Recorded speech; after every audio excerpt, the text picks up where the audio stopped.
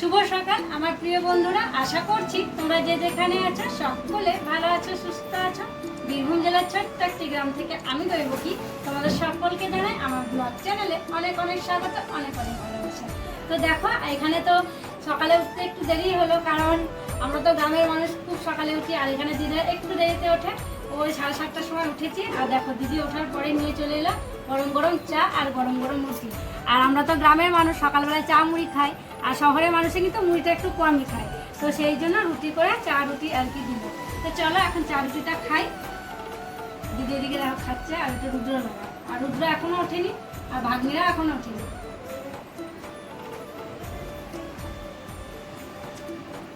তো যাই হোক, এখন থেকে ব্লগটা শুরু করলাম। তোমরা ফুল ব্লগটা দেখতে থাকো, আশা করছি খুব ভালো লাগবে। এখন বাজছে সকাল 9টা, আর দেখো মনে হচ্ছে যেন রাত্রেবেলা, মানে এত মেঘ করে আছে, বৃষ্টি পড়ছে, মনে হচ্ছে যেন সে রাত হয়ে আছে। আর কালকে এসে থেকে তো দিদির সাথে কোনো গল্পই হয়নি, কারণ সন্ধ্যেবেলায় তো দিদি খুব ব্যস্ত থাকে, দোকান খোলে, তো সেই জন্য। তো দেখো সকালবেলা চা খেলাম আর বসে বসে দিদির সাথে একটু গল্প করলাম। আর জামাইবাবু রেডি হয়ে কোথায় যাবে নাকি? জামাইবাবু যাবে বাজারে। এদিকে দেখো এই দিদি সবজি কাটতে শুরু করেছে, একদম সবজির ঝুড়ি নিয়ে বসে পড়েছে, এখন ঢেঁড়স কাটছে। আর এই যে মা দেখো বলটা নিয়ে ব্যায়াম করছে, আর ওদিকে আমার দিদি হচ্ছে রান্না করছে। কত দূর হলো রান্না বান্না?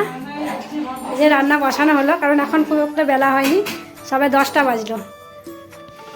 এখন ভাত বসানো হলো। তো চলো খাওয়া দাওয়াটা সেরে নিই, তারপরে স্নানটা করবো।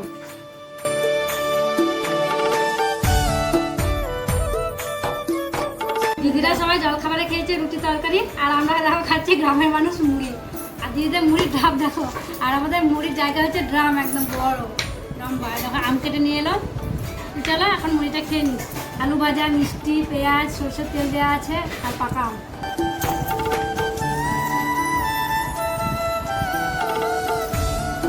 জামাইবাবু বাজারে গেছিল, বাজার থেকে দেখো মাছ নিয়ে এসছে। তো আমি দিদিকে বললাম আমি যখন স্নান করতে যাব দাও আমি বেছে দিই। তাই দেখো মাছগুলোকে আমি ভালো করে ধুয়ে নিচ্ছি। এমনিতে বাছাই ছিল, বাজার থেকে আর কি বেছে কেটে নিয়ে এসছে। তাও বাজারের বাছা হলেও না দেখো একটু একটু আঁশ লেগে থাকে, তো সেই জন্য একটু একটু আঁশ লেগে আছে, সেইগুলোই ভালো করে পরিষ্কার করে দিচ্ছি। ভালো করে আঁশগুলো তুলে নেব, তারপর আর একবার ভালো করে ধুয়ে নেব, তাহলেই হয়ে যাবে। মাছগুলো ধুয়ে দিয়ে স্নান করে নিয়েছি। আর স্নান বলতে আজকে ওই গা ধুয়েছি, চুল ভেজাইনি, কারণ আগের দিন তো তোমরা দেখেছো শ্যাম্পু করেছি বৃষ্টিতে ভিজে ভিজে। তো এমনিতেই রোদ করছে না, ঠান্ডা লেগে যেতে পারে, সেই জন্য চুল ভেজালাম না। তো দেখো গা ধুয়ে আমি একদম চুড়িদার পরে নিয়েছি। তো কি বলো তো, বাড়িতে তো পরি না, এমনিতে কোথাও গেলে আর কি পরি, বাপের বাড়ি গেলে পরি, এই ননদের বাড়ি এলেই পরি। এদিকে দিদির রান্নাবান্না প্রায় শেষের দিকে। তো চলো দেখাই দিদির কি কি রান্না হলো।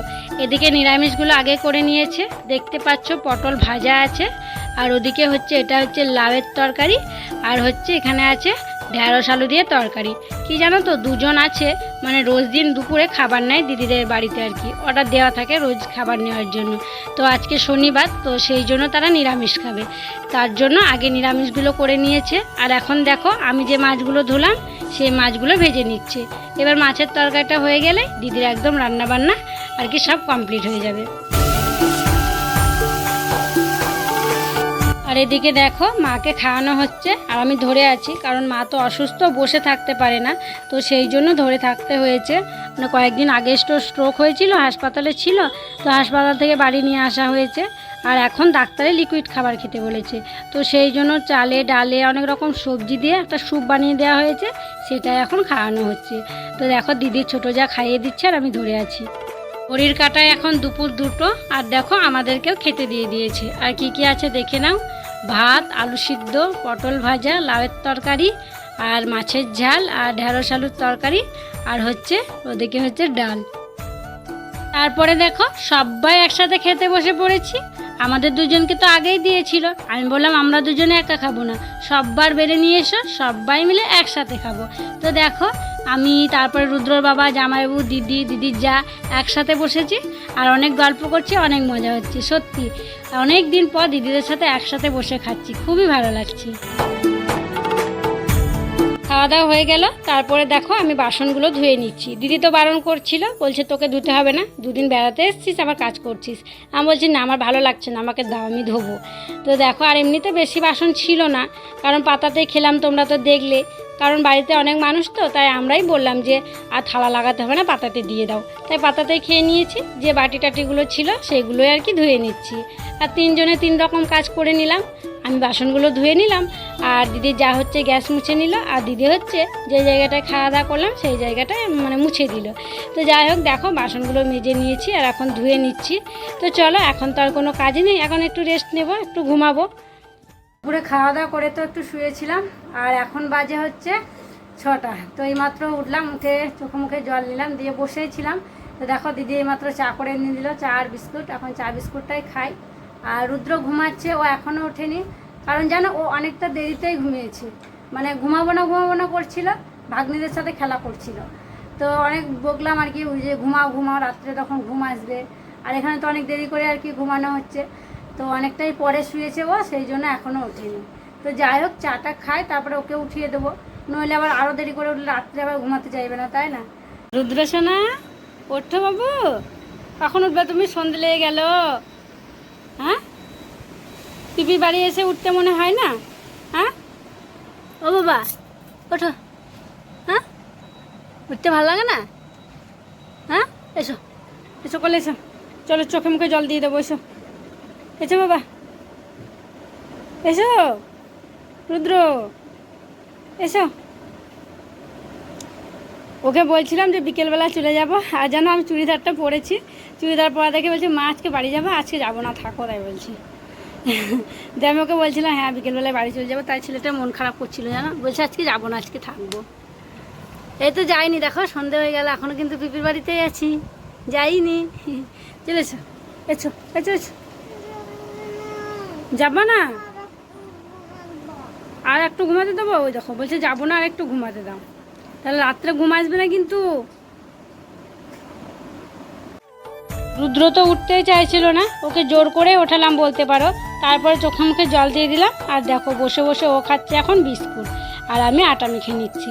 দিদি তো ওদিকে দোকান খুলেছে, আর দোকানে অনেক কাস্টমারও চলে এসছে, আর দিদি তো রুটি করে, তো সেই জন্য অনেকগুলো রুটি করতে হবে। তো দিদিকে বললাম যে আটাগুলো আমাকে দাও, মেখে দিচ্ছি। আর ভালো লাগছে না যেন কাজ নেই বসে থাকতে, তাই আমি দেখো আটাগুলো মাখতে শুরু করলাম। আর অনেকগুলোই আটা, সেই জন্য আর এক হাতে পেরে উঠছিলাম না, দু হাতেই লাগালাম, দু হাতে করে একদম ভালো করে নরম করে মেখে নিচ্ছি।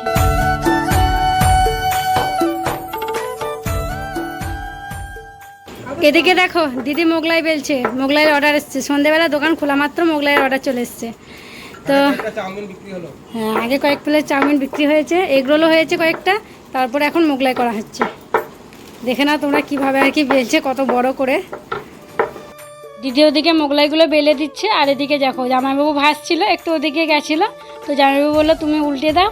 আমার না খুব ভয় করছিল, মনে হচ্ছে যেন কড়াই উল্টে যাবে, অনেক তেল দেওয়া আছে, তো খুব ভয় পাচ্ছিলাম, তো সেই জন্য আমি আর উল্টালাম না।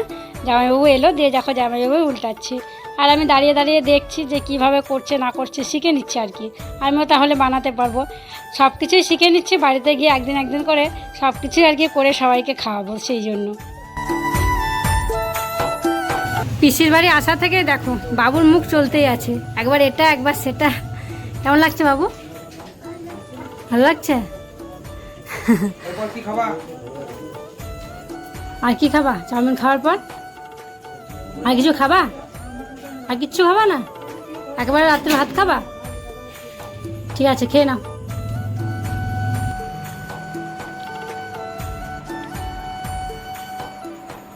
কালকে খেয়েছি চাউমিন, আজকে খাচ্ছি এগ রোল। মানে অনেকক্ষণ থেকে দিদি বলছে রোল বানিয়ে দেবো, দাদা খাবি, কিন্তু কাস্টমার এসে যাচ্ছে একের পর এক, জানো তো অনেকটাই দেরি হলো, তো দেখুন বসেছিলাম ওখানে, অনেক কাজও করে দিলাম।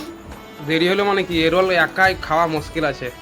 আমি বললাম দিদিকে যে একটু আমাকে ছোট করে দাও, দেখো আরো মোটা করে দিচ্ছে, মানে আর কাস্টমারকে যেগুলো দিচ্ছে আর একটু বড় হচ্ছে, আরো বড় মানে এটা খেয়ে আর ভাত খাওয়া মুশকিল বেটি। আমি এটাও বললাম যে সন্ধ্যাবেলা এমনিতে কিছু খাই না, আবার যদি অত মোটা এগুলো খায়, অতটা বড়, তাহলে রাত্রে আর কিছু খেতেই পারবো না, তো সেই জন্য একটু ছোট করেছে, আরো ছোট করলে একটু ভালো। তো যাই হোক, খুব টেস্টি হয়েছে খেতে। আর রুদ্র তো চাউমিন খেলো তোমরা দেখলেই, আর তোমার তো খুব ভালো হচ্ছে, খুব মজা হচ্ছে। এরকম বাড়িতে বাড়িতে যখন থাকে তখন আমাকে বলে যে রামপুজোর আমার জন্য এটা নিও সেটা নিও, নিয়ে আসা হয় না তো? কিন্তু নিয়ে আসা হয় না। যদি ফাস্টফুডের কিছু কোনো খাবার দাবার খেতে আমার ভালো লাগে, কিন্তু খাওয়া হয় না নাকি? আমাদের তো রোল খাওয়া হলো, তারপর মানে হোম ডেলিভারি এসেছিলো যে চাউমিন ডেলিভারি দিতে হবে বাড়িতে, আর কি দিদি যায় বাড়ির দুটো বাড়ির পরে। তো দেখো জায়গা দিয়ে এসেছিলো, 2 প্লেট এখানে চাউমিন আছে, আর দিদিরা তো দোকানে খুব ব্যস্ত, তো সেই জন্য ভাগ্নি আর আমি এলাম দিতে। এই বাড়িটা চলো, গাড়ি আসছে দেখিও, জল কত রাস্তায় গো, পায়ে ভিজে যাবে তো, খুব জল। অনেকটাই রাত হয়ে গেছে, দোকানের সব কিছু গোটানো হলো, দোকান বন্ধ করা হলো, তারপরে দেখো এখন খাওয়া দাওয়া করে নিচ্ছি। আর জানো রুদ্রকে রুটি দিয়েছে, আজকে সবাই রুটি খাবে, রাত্রে রুটি করা হয়েছে, ও বলছে আমি ভাত খাবো, তো সেই জন্য দিনের একটু ভাত ছিল ওকে দেওয়া হলো। বন্ধুরা এখন বাজে ওই রাত 11:15, দোকান টোকান সব গোটানো হলো, তারপর তো দিদি এসে রুটি করলো, তারপর খাওয়া দাওয়া করে নিয়েছি। আর এখন দেখো বালিশ টালিশ সব নিয়ে এলাম, এই ঘরে বিছানাটা ঝাড়বো, মশারি টাঙাবো, তারপরে এই ঘরে শোবো।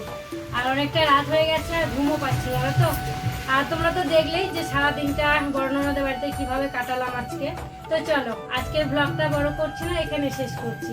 তোমরা সকলে ভালো থেকো, সুস্থ থেকো। আর যারা নতুন বন্ধু হয়ে আমার এই ভিডিওটি দেখছো তাদেরকে আমার পাশে থাকার জন্য অনুরোধ করছি। আর যারা পুরনো বন্ধু হয়ে আমার পাশে আছো তাদেরকে আমার অসংখ্য অসংখ্য ধন্যবাদ, অনেক অনেক ভালোবাসা। দেখা হবে আবার পরবর্তী ব্লগে। আজকের মতো গুড নাইট।